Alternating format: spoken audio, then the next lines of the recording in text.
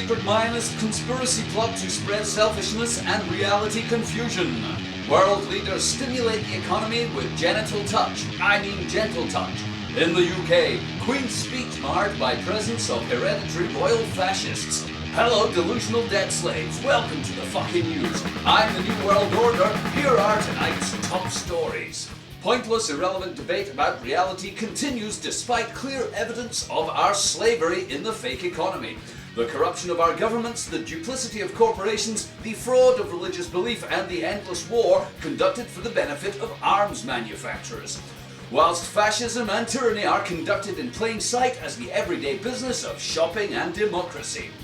Many people feel that underneath the obvious control of all important resources and activities by a small group of influential elite lies a sinister global conspiracy to take control of all important resources and activities and create a world of fascism, tyranny, corruption, and elite rule. Called Mayanism, the aims of this shady group of international bankers and voodoo-believing tossers, is to divide and rule by encouraging selfish, petty, narrow-minded, paranoid, fearful, greedy behavior in all of humanity. Exemplified by prefixing all of our life experiences and basic needs in life with the word my. Mayanists have succeeded in creating the quantum tunnel realities of my country, my flag, my house, my food, my rights, my life, my electricity bill, my job, and most importantly of all, my God. Mayanists have infiltrated the highest levels of government, business, and the media in their goal to create a homeland for selfish people, called the State of I Israel. Amid great controversy, I Israel fought a war of non-dependence, claiming, my God wants me to have what I want. A homeland for selfish people. Since its creation, the selfish state of I Israel and the selfish people have continued to promote Mayanism and defend it against the global menaces of ourism, sharitalism, and the weists. With its ally, the United States of Mymerica, it wages an eternal war on theirism, a fake global sharing organization which purportedly wants everybody on Earth to share things fairly without killing people or exploiting things. Many people support the rights of Mayanism and the selfish people since they were persecuted in the Second World's distraction from elite rule. To criticize selfish people has become increasingly unacceptable. Those who do risk being labelled anti-greedy or closet nasties. The state of I Israel has one of the most powerful armies and air forces on Earth and an arsenal of nuclear weapons. Their secret service is known to routinely kill and torture on behalf of selfish people all over the world. They believe they are God's greedy ones and that selfishness will one day rule the world, at which point we will all be saying, it's my right, my land, my God, my gun, my water, my money, my decision, my life, and it's my way or the highway. More on that story later. In the wake of the global economic crisis, many countries have bailed out vital businesses and financial institutions. Even so, the economy continues to slide into recession, with recovery a long way off. A spokesperson for the fake economy made this imaginary statement earlier today. In order to protect slaves, I mean people with jobs, from reality, I mean poverty, and to prevent the fake economy failing completely, a new package of measures has been announced by the World Bank and IMF. A package of measures designed to stimulate the economy and ensure its growth. Quite simply, we're going to rub the economy's balls. That's right. We're going to give the economy a good rubbing, and if we rub it in just the right way, we can expect strong growth quite soon. If this doesn't work, Mr. Bernanke of the Federal Reserve in America is prepared to commit the American taxpayer to giving the economy a blowjob. They have, after all, shown themselves capable of swallowing nearly anything. If all else fails, our final solution, and for many people the doomsday scenario, is to have the world bend over, inject the economy with Viagra, and let it fuck them over for a buck. One more time. In a totally unrelated story, the state opening of Parliament and the Queen's speech took place yesterday in the UK. The government used the occasion to slip in new legislation allowing personal information detailing intimate aspects of the lives of every British citizen to be handed over to government agencies under the sweeping new powers. These measures, which will give all public bodies the right to exchange sensitive data with each other, is expected to be rushed through Parliament in a bill to be published tomorrow. The new legislation denies MPs a full vote on data sharing. Instead, ministers could authorise the swapping of information between councils, the police, the NHS, the Inland Revenue, education authorities, the Coast Guard, and Tom, Dick and fucking Harry. In the Queen's speech, our fascist unelected head of state didn't say, what do you expect, you landless peasant fucks? You're all my pets, lacking the means to support yourselves or the brains to organise effectively against your masters. Us, You deserve lives of peasantry and rule by your betters. Now, fuck off and go shopping so our economy can have a stiffy again. Bye! Thanks, and now the weather. Humans struggle to identify which shady elite bunch of wankers does actually rule over them with no trouble at all, as the world's economy can't get it up without us all going buns up for it. Big Brother stamps in the face of Britons while the Queen smiles and waves. Have a nice weekend.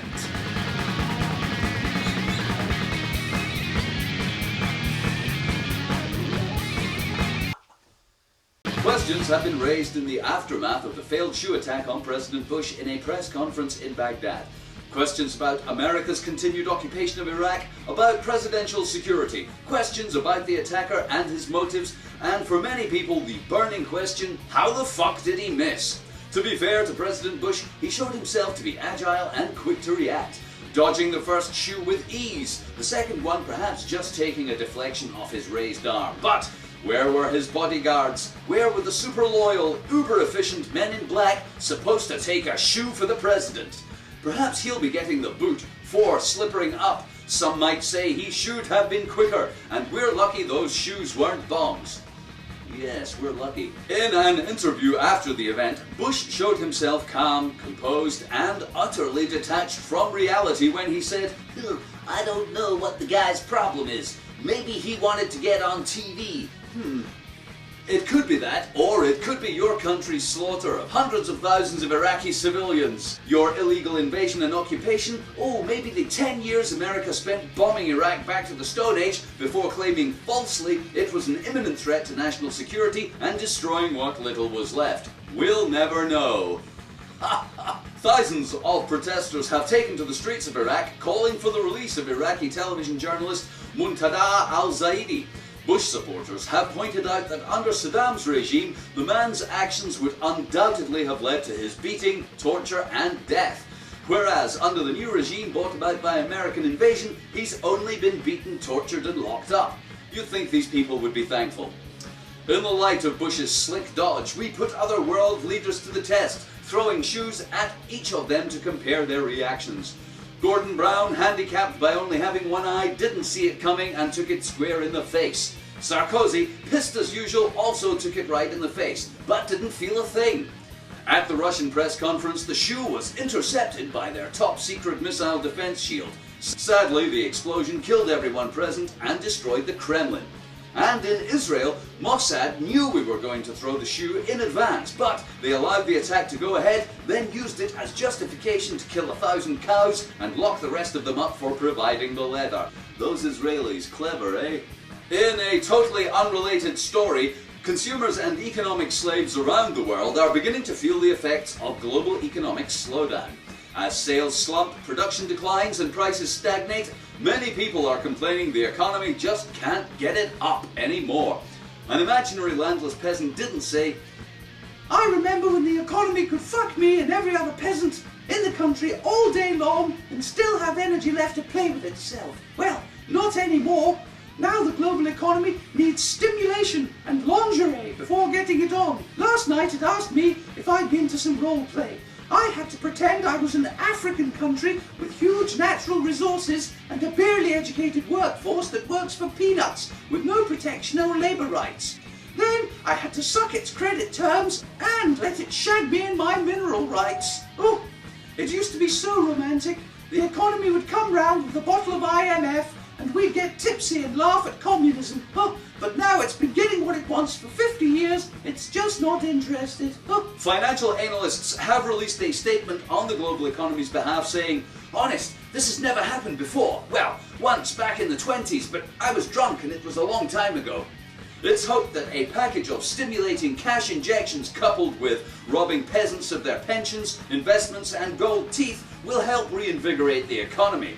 Some people predicting that next year we'll be getting fucked just as hard as ever and it'll be like nothing ever happened. More on that story later. In the UK, news is dominated by a procession of personal tragedies shoved down our throats by a media obsessed with violence, fear and personal crime. Baby P battered to death, pictures in case you lack imagination.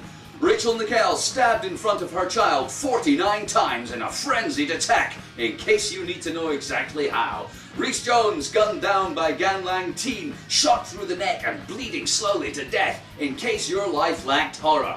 Press Interactive for more. Rape, murder, killing, brutal, bloody, tragic family grief loss victim. Toddler baby, lovely pool of blood reaction, fear, horror. Police death, take us inside. Highly charged verdict, life, profile, DNA, forensic investigation, pain. Joy, more reaction, pleading guilty, murder, killer wrongly accused, blunder, manslaughter, special program, watch later. Deranged innocent victim, just a reminder, see all of this and other horrible crimes on multi-channel TV. Nice. Perhaps there's nothing else to report. Maybe on a planet of 6.8 billion people, the most newsworthy deaths are the uncommon ones. After all, just simply starving to death is a bit boring, isn't it? Being blown up by a bomb along with lots of other brown people, not terribly interesting. Simply beaten to death by your drunken spouse, not good enough. What we really like to hear about are deranged psycho killers who kill you and eat your children after stabbing you in the eyeball with a screwdriver, raping your dog and shitting down your severed neck. Now that's entertainment. News. Thanks, and now the weather. Heavy showers of footwear limited to world leaders' press conferences. Global economic slowdown leading to temporary loss of sexual appetite for peasant fuckers, with just a chance of gruesome murder stories paraded on the news for your entertainment. Have a nice weekend.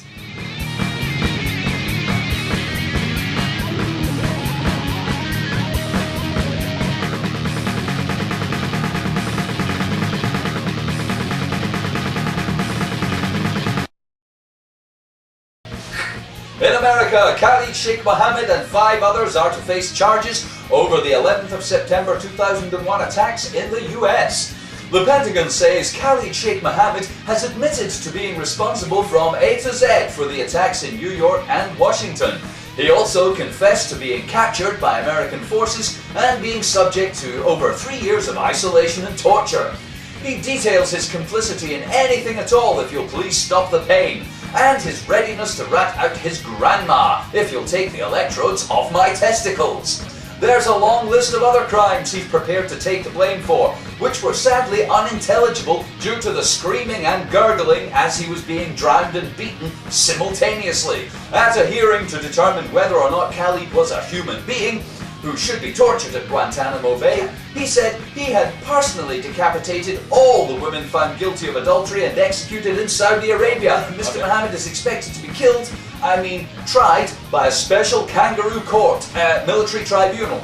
According to the transcripts released, the self-proclaimed head of Al-Qaeda's military committee admitted to the organising, planning, follow-up and execution of the controlled demolition of 9/11 as a favour to Larry Silverstein, who scooped $7 billion on the insurance. He was also responsible for the failed attempt to turn back the tide by King Canute, and plots to cook and eat children by constructing gingerbread houses in the Torah Mountains. Also confessing to attacks on Heathrow Airport, Canary Wharf, Big Ben, Israel, the Panama Canal, Mount Everest, the Pacific Ocean and the Moon. A plot to hit the 2 towers in Middle-earth, destroy America with robot cars, launch a surprise attack on Pearl Harbor and kidnap the Lindenberg baby. Plots to eat Little Red Riding Hood, push Humpty Dumpty off a wall and chop the tails off 3 blind mice. What a busy man! A spokesperson for the American military did not say Mr. Mohammed will receive a fair execution, trial, and he will have the right to an appeal before his execution.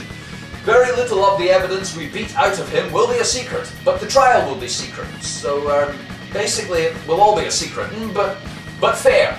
Long lives the homeland, the fatherland, I think. or the area of the planet designated as a fascist state. Death to humans designated as enemy combatants. All hail the Happy New World Order! In the UK, the Archbishop of Canterbury says the adoption of certain aspects of Christian law in the UK seems unavoidable. Dr. Rowan Williams demanded that the nation take the following test to see if they were as crazy as he is. If you can answer yes to one or more of these questions, chances are you're a fucking nutter. Number 1. You vigorously deny the existence of gods claimed by others, but are outraged when someone denies the existence of yours. Number 2. You feel insulted when scientists say that people evolved, but you have no problem with the biblical claim that we were created from dirt.